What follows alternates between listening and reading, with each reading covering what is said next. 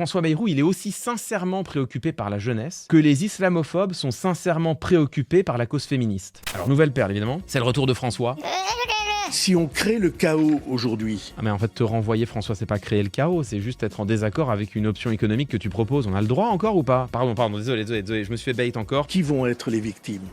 Et les premières victimes, c'est les plus jeunes des Français. C'est eux qui sont les victimes, c'est eux qui devront payer la dette pendant toute leur vie. Tout ça pour le confort de certains partis politiques. Merci. Et pour le confort des boomers, comme on dit, qui, de ce point de vue-là, considèrent que, ma foi, tout va très bien. Donc là, il est en train d'opposer maintenant les jeunes aux boomers. Howdy do, fellow kids. Déjà, ça ne va pas. C'est-à-dire que l'expression boomer, elle est drôle utilisée au second degré, utilisée au premier degré.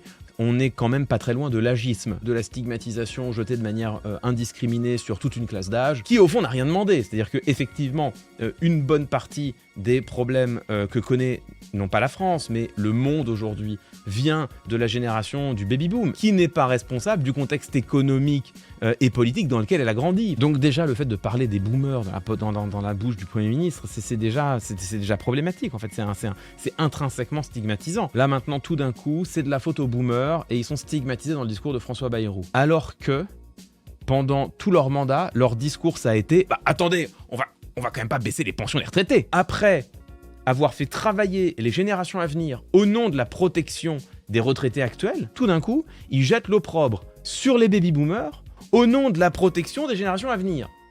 Enfin, c'est complètement fou. C'est bien commode maintenant de se préoccuper des jeunes quand en fait ce qu'ils veulent c'est tout simplement réduire la dépense publique et que tout d'un coup, les jeunes ne sont pas un objectif mais un moyen de parvenir à leur fin. D'autant que si vraiment tu veux parler de la jeunesse, il suffit d'aller regarder c'est quoi ses premières préoccupations à la jeunesse. Pas la dette économique, c'est la dette écologique. Mais alors de très loin. François Bayrou, il est aussi sincèrement préoccupé par la jeunesse que les islamophobes sont sincèrement préoccupés par la cause féministe. C'est exactement les Finkielkraut et compagnie qui ont un historique bien établi d'antiféminisme et qui soudain, quand il s'agit de stigmatiser l'islam et le voile, là ils sont du côté des femmes. Et Bayrou c'est pareil. Il est à la tête d'un gouvernement qui n'a jamais rien fait pour répondre, ou jamais suffisamment pour répondre à la première angoisse de la jeunesse, c'est-à-dire la dette écologique, et qui tout d'un coup t'invoque la jeunesse pour faire passer en réalité la politique qui lui tient à cœur, lui, et pas du tout la jeunesse, c'est-à-dire la réduction de la dépense publique. Alors que c'est la faute des bourgeois. Tout d'un coup, bizarrement, je suis un peu plus d'accord. Là on joue. Là ça joue.